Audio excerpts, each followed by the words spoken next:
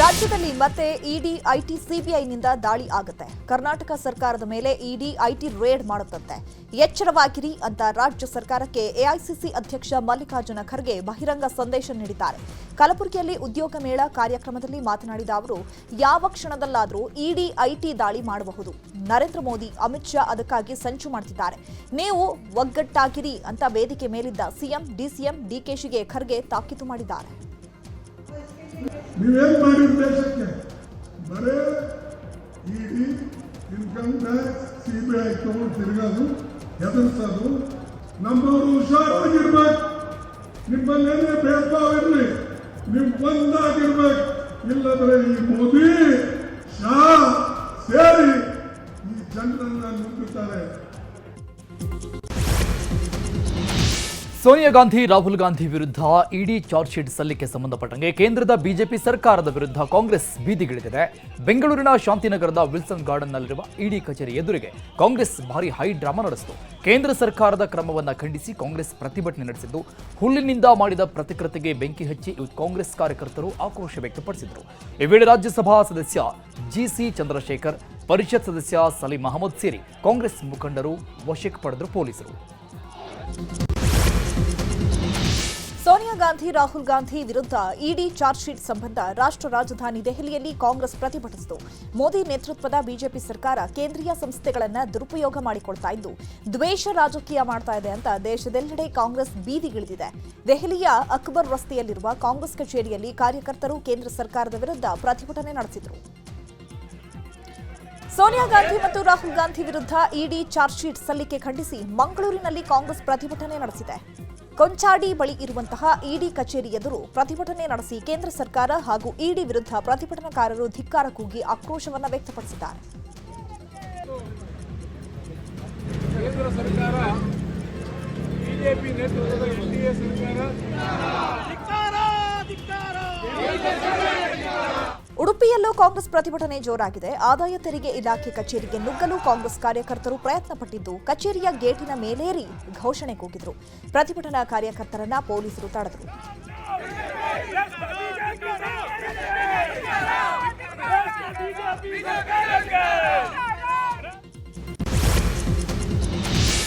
National Herald ಪತ್ರಿಕೆ ಹಗರಣ ಕುರಿತು ಬೆಳಗಾವಿಯಲ್ಲಿ ಮಾತನಾಡಿದ ವಿಪಕ್ಷ ನಾಯಕ ಅಶೋಕ್, 7,500 ಕೋಟಿ ಆಸ್ತಿಯನ್ನ ಸೋನಿಯಾ, ರಾಹುಲ್ ಕಬಳಿಸಿದ್ದಾರೆ.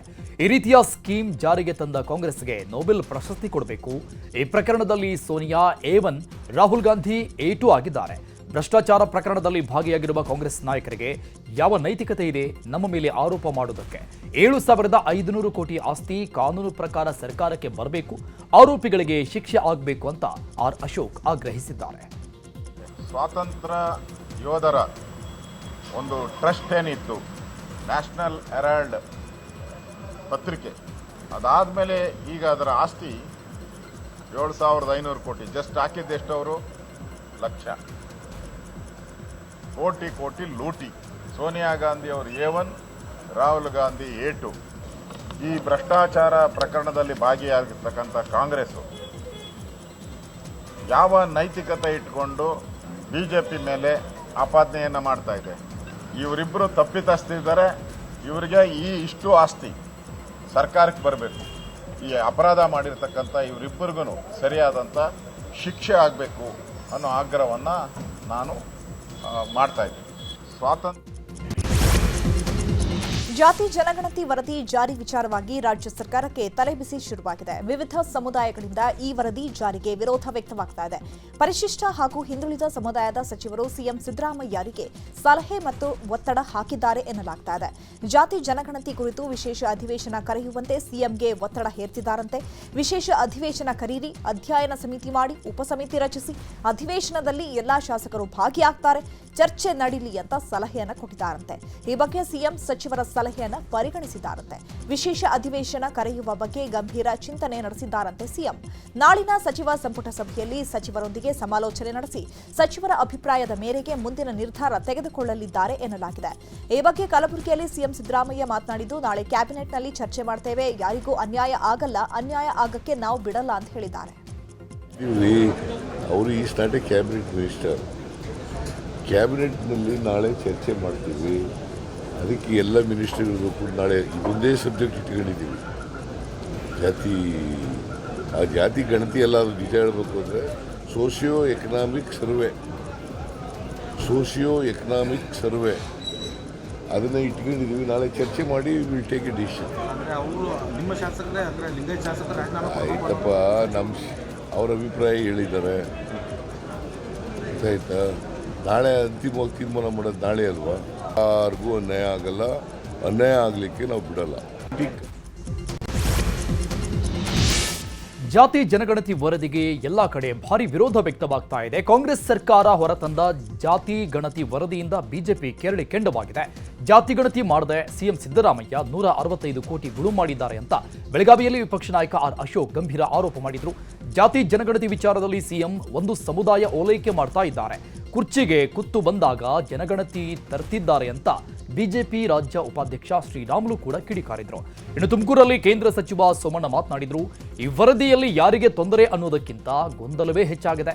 ಹೀಗಾಗಿ ಇನ್ನಷ್ಟು ಗೊಂದಲ ಮಾಡಿಕೊಳ್ಳದೆ ವರದಿ ತಿರಸ್ಕಾರ ಮಾಡಿ, ಅದನ್ನ ಬಿಟ್ಟು ಈಗ ವರದಿ ಜಾರಿ ಮಾಡಿ ಖಳನಾಯಕರಾಗಬೇಡಿ ಅಂತ ಹೇಳಿದ್ದಾರೆ. ಒಂದು ಜಾತಿ ಇನ್ನೊಂದು ಜಾತಿ ಮೇಲೆ ಎತ್ಕಟ್ಟೋದು, ಆ ಜಾತಿ ಈ ಜಾತಿ ಬಯಸೋದು, ಆ ಧರ್ಮನ ಈ ಧರ್ಮ.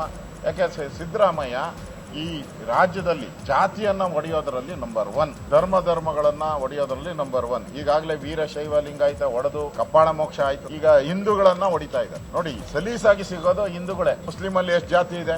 10 ಜಾತಿ ಇದೆ. ಶಿಯಾ ಇದೆ, ಸುನ್ನಿ ಇದೆ, ಬೋರಾ ಇದೆ, ಕೋರಾ ಇದೆ, ಏನೇನೋ ಇದೆ. ಒಂದನ್ನ ಡಿವೈಡ್ ಮಾಡಿದಾರ?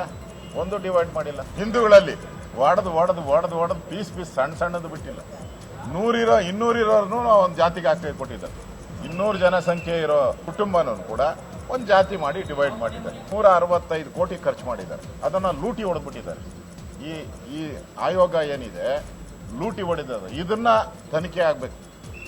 ಇದನ್ನ ಲೋಕಾಯುಕ್ತಕ್ಕೆ ತನಿಖೆಗೆ ಕೊಡಬೇಕು ಅಂತ ಆಗ್ರಹ ಮಾಡ್ತಾ ಇದ್ದಾರೆ. ಈ ಜಾತಿ ಗಣಿತ ವಿಚಾರವಾಗಿ ಇವತ್ತು ಯಾರೋ ಒಂದು ಸಮುದಾಯನ ಓಲೈಕೆ ಮಾಡ್ಕೋಬೇಕು ಅನ್ನೋ ಕಾರಣದಿಂದ ಅವ್ರಿಗೆ ನನಗೆ ಗೊತ್ತಿದೆ, ಯಾವತ್ತು ಆ ಕುರ್ಜಿಗೆ, ಮುಖ್ಯಮಂತ್ರಿಗಳ ಕುರ್ಜಿಗೆ ಒಂದು ರೀತಿ ತುತ್ತು ಬರುತ್ತೇನೋ, ಯಾವತ್ತು ಅವ್ರಿಗೆ ಭಯ ಪ್ರಾರಂಭ ಆಗುತ್ತೇನೋ ಅವತ್ತೆಲ್ಲ ಕೂಡ ಈ ರೀತಿ ಜನಗಣತಿ ಬಗ್ಗೆ ಇವತ್ತು ತರುವಂತ ಕೆಲಸ ಆಗ್ತಾ ಇದೆ. ನೀವು ಒಂದು ಎಲ್ಲರಿಗೂ ಕೂಡ ಸ್ವಾರ್ಥ ತುಂಬಿ ತುಳುಕಿತ್ತು. ಅದಕ್ಕೆ ಈಗಾಗಲೇ ಯಾರ್ಯಾರು ತೊಂದರೆ ಅನ್ನೋದಕ್ಕಿಂತ ಹೆಚ್ಚಾಗಿ ಗೊಂದಲ ಈಗ ಸಾಕಷ್ಟು ಆಗೋಗಿದೆ. ಇನ್ನಷ್ಟು ಗೊಂದಲ ಮಾಡ್ಕೋಬೇಡಿ. ಅದನ್ನು ತಿರಸ್ಕಾರ ಮಾಡಿ, ರೀಸರ್ವೆ ಮಾಡಿ, ಪ್ರತಿಯೊಂದನ್ನು ಕೂಡ ಪಾರದರ್ಶಕವಾಗಿ ಮಾಡಿ. ನೀವು ನಿಮ್ಮ ಕಾಲದಲ್ಲಿ ಅನೌನ್ಸ್ ಮಾಡಿ, ನೀವೇ ಕ್ರೆಡಿಟ್ ತೊಗೊಳ್ಳಿ. ನಾನೇನು ಬೇಡ ಅನ್ನೋದಿಲ್ಲ. ಅವ್ರು ಅದನ್ನು ಕೈ ಹಾಕಿದ್ರೆ ಜೈನುಗೂಡು ಕೈ ಹಾಕ್ದಂಗೆ ಆಯ್ತದೆ ಅನ್ನೋದು ಅವ್ರಿಗೆ ಅರಿವಿದೆ. ಅರಿವನ್ನು ಉಳ್ಳವರಾಗಿ ನನಗನ್ನಿಸ್ತದೆ ಇದರಿಂದ ಏನು ಪ್ರಪಂಚ ಮುಳುಗೋಗೋದೇನಿಲ್ಲ. ಇವತ್ತಾಗೋದು 10 ವರ್ಷದಿಂದನೇ ಆಗಬೇಕಾಗಿತ್ತು. ಅವತ್ತು ತಾವೇ ಇದ್ರಿ. ಇನ್ನೂ 3 ವರ್ಷ ರಿಪೋರ್ಟ್ ಕೊಟ್ಟಾಗ ಸೈನ್ ಹಾಕ್ದಿರ ಕೊಟ್ಟಿದ್ದ ಕಾಂತರಾಜು 10 ವರ್ಷ ಹೇಳಿದ್ರಿ. ಬೇಡ, ಕರೆಸಿ 1-1.5 ವರ್ಷ ಟೈಮ್ ಕೊಡಿ. ಅಷ್ಟೊಳಗಡೆ ಎಲ್ಲ ಮಾಡಿ. ಮತ್ತು ಪಾರದರ್ಶಕವಾಗಿ ಮಾಡಿದ್ಮೇಲೆ ನಿಮ್ಮನ್ನೇ ದೇವರಾಜರ್ಸು ಯಾವ ರೀತಿ ನಾವು ನೆನೆಸ್ತೀವೋ ಅದೇ ರೀತಿ ನೆನೆಸ್ಕೋತೀವಿ. ಅದನ್ನು ಬಿಟ್ಟು ತಪ್ಪನ್ನು ಮಾಡಿ ಎಲ್ಲ ಒಂದು ಕಡೆ ಖಳನಾಯಕರಾಗಬೇಡಿ ಅಂತ ನಾನು ವಿನಂತಿ. ಜಾತಿ ಗಣತಿ ಜ್ವಾಲೆ ಕ್ಷಣಕ್ಕೂ ಹೆಚ್ಚಾಗ್ತಾ ಇದೆ. ಜಾತಿ ಗಣತಿ ವರದಿ ವಿಚಾರದಲ್ಲಿ ರಾಜಕೀಯ ಪಕ್ಷಗಳ ನಡುವೆ ಜಟಾಪಟಿ ಮುಂದುವರೆದಿದೆ. ಜಾತಿ ಗಣತಿ ವರದಿಗೆ ಈಗಾಗಲೇ ಕಾಂಗ್ರೆಸ್ ಪಕ್ಷದಲ್ಲೇ ವಿರೋಧಗಳು ಕೇಳಿ ಬರ್ತಾ ಇದೆ. ಕಲಬುರಗಿಯಲ್ಲಿ ಸಚಿವ ಪ್ರಿಯಾಂಕ್ ಖರ್ಗೆ ಮಾತನಾಡಿ, ಇದು ವೈಜ್ಞಾನಿಕವಾಗಿ ಆಗಿದೆಯೋ ಅವೈಜ್ಞಾನಿಕವಾಗಿ ಆಗಿದೆಯೋ ನಾಳೆ ಪರಿಷ್ಕರಣೆ ಆಗಲಿದೆ. ಕ್ಯಾಬಿನೆಟ್ನಲ್ಲಿ ಪರಿಷ್ಕರಣೆ ಆಗುತ್ತೆ, ಅವಸರ ಬೇಡ ಅಂತ ಸಮರ್ಥಿಸಿಕೊಂಡಿದ್ದಾರೆ. ಸಮೀಕ್ಷೆ ಏನಿದೆ ಅದು ಜಾತಿ ಗಣತಿ ಅಲ್ಲ. ಪದೇ ಹೇಳ್ತಾ ಇದ್ದೀನಿ, ದಯವಿಟ್ಟು ಇದಕ್ಕೆ ಸೆನ್ಸಸ್ಸಿಗೆ ಕನ್ಫ್ಯೂಸ್ ಮಾಡ್ಕೊಳೋದು ಬೇಡ ಸಾರ್ವಜನಿಕರಲ್ಲಿ. ಸಮೀಕ್ಷೆ ಹಿಂದುಳಿದ ವರ್ಗದಲ್ಲಿ ಇರುವಂಥ ಶೈಕ್ಷಣಿಕ, ಆರ್ಥಿಕ ಹಾಗೂ ಸಾಮಾಜಿಕ ಸ್ಥಿತಿಗತಿಗಳನ್ನು ಎತ್ತಿಡುವಂಥ ಕೆಲಸ ಮಾಡಬೇಕಾಗಿರುವಂಥ ಸಮೀಕ್ಷೆ ಇದೆ ಅಷ್ಟೇ. ಅದು ವೈಜ್ಞಾನಿಕವಾಗಿದೆಯೋ ಅವೈಜ್ಞಾನಿಕವಾಗಿದೆಯೋ ಅದನ್ನು ಪರಿಷ್ಕರಣೆ ನಾಳೆ ಕ್ಯಾಬಿನೆಟ್ನಲ್ಲಿ ಆಗುತ್ತೆ. ಯಾಕಷ್ಟು ಯಾವ ಲಿಂಗಾಯತರು ಸಭೆ ಮಾಡ್ತಾ ಇಲ್ಲ. ನಾನು ಈಗಾಗಲೇ ಹೇಳಿದ್ದೀನಲ್ಲ, ನಾಳೆ ಕ್ಯಾಬಿನೆಟ್ ಇದೆ, ಕ್ಯಾಬಿನೆಟ್ನಲ್ಲಿ ಚರ್ಚೆ ಮಾಡ್ತೀವಿ, ಅಷ್ಟೇ ಆಗೋದಿದೆ. ನೋಡಿ, ಶಿವಶಂಕರಪ್ಪನವರು ಯಾವ ಅರ್ಥದಲ್ಲಿ ಹೇಳಿದರೆ ಗೊತ್ತಿಲ್ಲ. ಆಮೇಲೆ ಇದೆಲ್ಲವೂ ಕೂಡ ಈಗ ಪ್ರಾಥಮಿಕ ಹಂತದಲ್ಲಿದೆ. ನಾಳೆ ಕ್ಯಾಬಿನೆಟ್ನಲ್ಲಿ ಚರ್ಚೆ ಆಗ್ತಾ ಇದೆ. ಹಾಗೆಯೇ ಜಾತಿ ಗಣತಿ ಬಹಿರಂಗಕ್ಕೆ ಕೈ ಶಾಸಕ ಶಿವಗಂಗಾ ಬಸವರಾಜ್ ವಿರೋಧ ವ್ಯಕ್ತಪಡಿಸಿದ್ದಾರೆ. 7 ಜನ ಲಿಂಗಾಯತ ಸಚಿವರು ಮೊದಲು ರಾಜೀನಾಮೆ ಕೊಡಲಿ, ಜಾತಿ ಗಣತಿ ಬಗ್ಗೆ ಒಬ್ಬರೂ ಬಾಯಿ ಬಿಡ್ತಿಲ್ಲ ಅಂತ ಆಕ್ರೋಶವನ್ನು ವ್ಯಕ್ತಪಡಿಸಿದರು. ಮಾಡೋದು ತಪ್ಪಲ್ಲ, ಆದರೆ ಜಾರಿ ತರಬಾರ್ದು. ಯಾಕೆ ಯಾಕೆಂದರೆ ನೀವೇ ನೋಡ್ತೀರಿ ಎಷ್ಟು ಗೊಂದಲಗಳಾಗಿದೆ ಅದರಲ್ಲಿ. ನಾನು ನೆನ್ನೆಯಿಂದ ಸ್ಟಾರ್ಟ್ ಮಾಡಿದ್ದೀನಿ. 3-4 ದಿನ ಅವಕಾಶ ಬೇಕು. ನಾನು ಕೊಡ್ತೀನಿ ರಿಪೋರ್ಟ್. ನಮ್ಮ ಚನ್ನಗಿರಿ ವಿಧಾನಸಭಾ ಕ್ಷೇತ್ರದಲ್ಲಿ ಯಾವ್ಯಾವ ಕಮ್ಯುನಿಟಿ ಎಷ್ಟೆಷ್ಟಿದೆ ಅನ್ನೋ ರಿಪೋರ್ಟ್ ನಾನು 2-3 ದಿನ ರೆಡಿ ಮಾಡಿಕೊಡ್ತೀನಿ. ನಾಳೆ ಚರ್ಚೆ ಮಾಡಲಿ, ಆದರೆ ಬಹಿರಂಗ ಪಡಿಸಬಾರ್ದು. ಒಂದು ಸರಿ ಎಲ್ಲ ಶಾಸಕರ ಒಂದು ಸಭೆ ಕರೆದು ಮುಖ್ಯಮಂತ್ರಿಗಳು ಆಗುವುಗಳ ನಂತರ ಅದನ್ನು ಜಾರಿ ಮಾಡಬೇಕು ಅಂತ ನಾನು ಈ ಮೂಲಕ ಒತ್ತಾಯನೇ ಮಾಡ್ತೀನಿ, ಮನವಿಯಲ್ಲ. ವಿಜಯಪುರದಲ್ಲಿ ಜಾತಿ ಗಣತಿ ಬೆಂಕಿ ಹೊತ್ತುಕೊಂಡಿದೆ. ಗಾಣಿಗ ಸಮುದಾಯ ಜಾತಿ ಗಣತಿ ವಿರುದ್ಧ ಪ್ರತಿಭಟಿಸ್ತಾ ಇದೆ. ಜಾತಿ ಗಣತಿ ವಿರುದ್ಧ ಕಾಂಗ್ರೆಸ್ ಜಿಲ್ಲಾಧ್ಯಕ್ಷ ಮಲ್ಲಿಕಾರ್ಜುನ ಲೋಣಿ ನೇತೃತ್ವದಲ್ಲಿ ಪ್ರತಿಭಟನೆ ಮಾಡಲಾಯಿತು. ಗಾಣಿಗ ಸಮುದಾಯದ ಬಗ್ಗೆ ಜಾತಿ ಗಣತಿಯಲ್ಲಿ ತಪ್ಪು ಮಾಹಿತಿ ನೀಡಲಾಗಿದೆ ಅಂತ ಆರೋಪಿಸಲಾಗಿದೆ. ಡಿಸಿ ಕಚೇರಿ ಎದುರು ಬೃಹತ್ ಹೋರಾಟ ನಡೆಸಲಾಗಿದ್ದು, ಜಾತಿ ಗಣತಿ ವಿರುದ್ಧ ಗಾಣಿಗ ಸಮುದಾಯ ನಾಯಕರು ಆಕ್ರೋಶ ವ್ಯಕ್ತಪಡಿಸಿದರು. ಅಲ್ಲದೆ ಜಾತಿ ಗಣತಿಯಲ್ಲಿ ಗಾಣಿಗರ ಸಂಖ್ಯೆಯನ್ನ ಪುನರ್ ಪರಿಶೀಲನೆ ಮಾಡಬೇಕು ಅಂತ ಆಗ್ರಹಿಸಿದರು.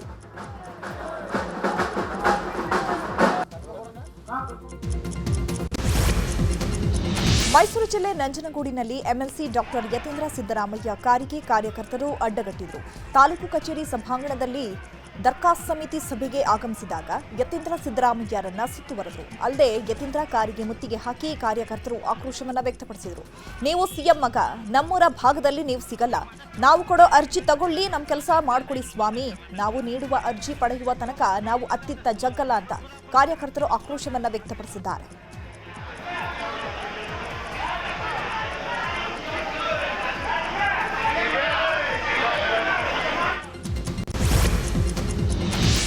ಕರ್ನಾಟಕ ರಾಜ್ಯ ಭೋವಿ ಅಭಿವೃದ್ಧಿ ನಿಗಮದಲ್ಲಿ 97 ಕೋಟಿ ಅವ್ಯವಹಾರ ಪ್ರಕರಣಕ್ಕೆ ಸಂಬಂಧಪಟ್ಟಂಗೆ ಮಾಜಿ ಎಂಡಿ ಲೀಲಾವತಿಯರನ್ನ ಬಂಧಿಸಲಾಗಿದೆ.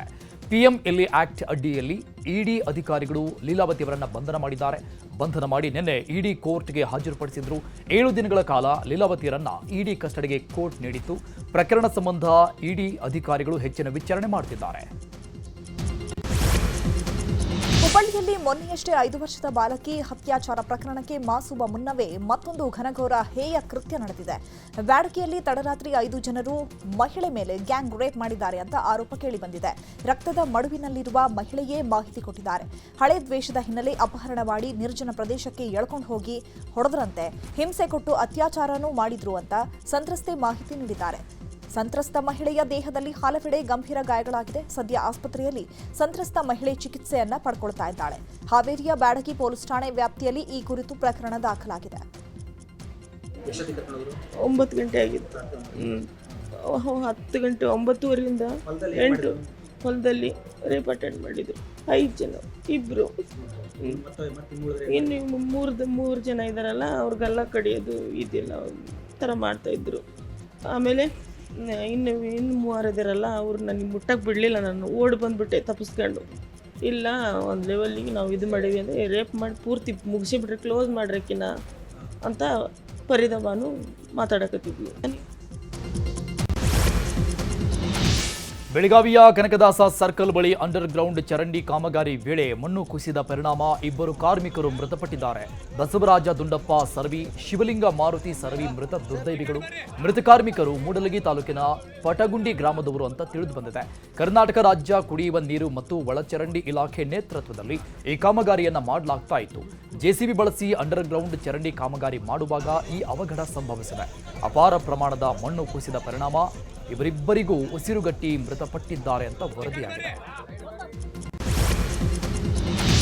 ಕೆಲ ದಿನಗಳ ಹಿಂದಷ್ಟೇ ಮಚ್ಚು ಹಿಡಿದು ರೀಲ್ಸ್ ಮಾಡಿದ ಪ್ರಕರಣಕ್ಕೆ ಸಂಬಂಧಪಟ್ಟಂತೆ ವಿನಯ್ ಗೌಡ ಜೊತೆಗೆ ಕೆಲ ದಿನ ಜೈಲುವಾಸ ಅನುಭವಿಸಿ ಜಾಮೀನಿನ ಮೇಲೆ ರಜತ್ ಹೊರಗೆ ಬಂದಿದ್ರು. ಜಾಮೀನಿನ ಷರತ್ತುಗಳನ್ನು ಪೂರೈಸದ ಕಾರಣ ಇವತ್ತು ಪೊಲೀಸರು ಮತ್ತೆ ಬಂಧಿಸಿ 24ನೇ ಎಸಿಜೆಎಂ ನ್ಯಾಯಾಲಯದ ಮುಂದೆ ಹಾಜರುಪಡಿಸಿದ್ರು. ವಿಚಾರಣೆ ನಡೆಸಿದ ನ್ಯಾಯಾಲಯ ರಜತ್ಗೆ ಏಪ್ರಿಲ್ 29ರವರೆಗೆ ನ್ಯಾಯಾಲಯ ಬಂಧನ ವಿಧಿಸಿದೆ. ಮುಂದಿನ 8 ದಿನಗಳ ಕಾಲ ಪರಪ್ಪನ ಅಗ್ರಹಾರ ಜೈಲಿನಲ್ಲಿ ದಿನ ಕಳೆಯಬೇಕಿದೆ ರಜತ್. ಹಾಗೆಯೇ ಕೋರ್ಟ್ಗೆ ಹಾಜರಾಗಿದ್ದ ಬಿಗ್ ಬಾಸ್ ಸ್ಪರ್ಧಿ ವಿನಯ್ಗೆ 500 ರೂಪಾಯಿ ದಂಡ ವಿಧಿಸಲಾಗಿದೆ. ಹುಬ್ಬಳ್ಳಿಯಲ್ಲಿ ಖಾಕಿ ಎನ್ಕೌಂಟರ್ನಲ್ಲಿ ಹತನಾದ ರಿತೇಶ್ ಕುಮಾರ್ ಪೋಷಕರಿಗೆ ಪೊಲೀಸರು ಹುಡುಕಾಡ್ತಾ ಇದ್ದಾರೆ. ವಿವಿಧ ರಾಜ್ಯಗಳಿಗೆ ಪೊಲೀಸ್ ತಂಡ ರವಾನೆ ಮಾಡಲಾಗಿದೆ ಅಂತ ಪೊಲೀಸ್ ಆಯುಕ್ತ ಎನ್ ಶಶಿಕುಮಾರ್ ಮಾಹಿತಿ ಕೊಟ್ಟಿದ್ದಾರೆ. ಬಿಹಾರ, ಉತ್ತರ ಪ್ರದೇಶ ರಾಜ್ಯಗಳಿಗೆ ಪ್ರತ್ಯೇಕ ತಂಡ ತೆರಳಿದ್ದು ಪರಿಚಯಸ್ಥರು, ಸಂಬಂಧಿಕರ ಮಾಹಿತಿ ಸಂಗ್ರಹಿಸಲಾಗ್ತಾ ಇದೆ. 2 ತಂಡಗಳು ಬೇರೆ ಬೇರೆ ರಾಜ್ಯಗಳಿಗೆ ತೆರಳಿವೆ. ಗೋವಾ, ಮಹಾರಾಷ್ಟ್ರಗಳಿಗೂ ತಂಡಗಳನ್ನು ಕಳುಹಿಸಿಕೊಡಲಾಗಿದೆ. ಶಾಲಾ ಮಕ್ಕಳಿಗೆ ಅಡ್ಮಿಷನ್ ವಯೋಮಿತಿ ವಿಚಾರವಾಗಿ ಕೊನೆಗೂ ಶಿಕ್ಷಣ ಇಲಾಖೆ ಎಚ್ಚೆತ್ತುಕೊಂಡಿದೆ. ಶಿಕ್ಷಣ ಇಲಾಖೆ ವಯೋಮಿತಿ ಸಡಿಲಗೊಳಿಸದ ಕುರಿತು ನ್ಯೂಸ್ 18 ವರದಿ ಬಿತ್ತರ ಮಾಡಿತ್ತು. ನ್ಯೂಸ್ 18 ನಿರಂತರ ವರದಿಗೆ ಈಗ ಎಚ್ಚೆತ್ತ ಶಿಕ್ಷಣ ಇಲಾಖೆ ಎಸ್ಇಪಿ ವರದಿ ಆಧಾರದ ಮೇಲೆ 6 ವರ್ಷ ವಯೋಮಿತಿಯನ್ನ ಸಡಿಲಗೊಳಿಸಿದೆ. ಈ ವರ್ಷ 1ನೇ ತರಗತಿ ಅಡ್ಮಿಷನ್ಗೆ ಯುಕೆಜಿ ಅಥವಾ 3 ವರ್ಷ ಅಂಗನವಾಡಿಯಲ್ಲಿ ಕಲಿತಿರಬೇಕು ಹಾಗೂ ವಯಸ್ಸು ಕನಿಷ್ಠ 5.5 ವರ್ಷ ತುಂಬಿರಬೇಕು ಅಂತ ಶಿಕ್ಷಣ ಸಚಿವ ಮಧು ಬಂಗಾರಪ್ಪ ಹೇಳಿದ್ದಾರೆ.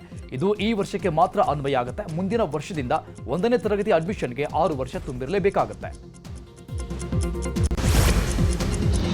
2ನೇ ದಿನವೂ ಲಾರಿ ಮಾಲೀಕರ ಮುಷ್ಕರ ಮುಂದುವರೆದಿದೆ. ಮುಷ್ಕರದ ಎಫೆಕ್ಟ್ ಲಾರಿ ಚಾಲಕರ ಮೇಲೆ ತಟ್ಟಿದೆ. ಕಳೆದೆರಡು ದಿನಗಳಿಂದ ದುಡಿಮೆ ಇಲ್ಲದೆ ಲಾರಿ ಚಾಲಕರು ಕಂಗಾಲಾಗಿದ್ದಾರೆ. ಲೋಡ್ ಮಾಡಿಕೊಂಡು ಬಂದಿದ್ದ ಲಾರಿಗಳು ವಾಪಸ್ ಹೋಗಲಾಗದೆ ಲಾಕ್ ಆಗಿದೆ. ವಕ್ಫ್ ತಿದ್ದುಪಡಿ ವಿರೋಧಿ ಹೋರಾಟಕ್ಕೆ ಮಂಗಳೂರಲ್ಲಿ ಮೆಗಾ ವೇದಿಕೆ ಸಜ್ಜಾಗ್ತಾ ಇದೆ. ಎಲ್ಲಾ ಊರುಗಳಿಂದ ಗರಿಷ್ಠ ಮಟ್ಟದಲ್ಲಿ ಜನರು ಬರುವಂತೆ ಮಸೀದಿಗಳಿಗೆ ಸುತ್ತೋಲೆ ಹೊರಡಿಸಲಾಗಿದೆ.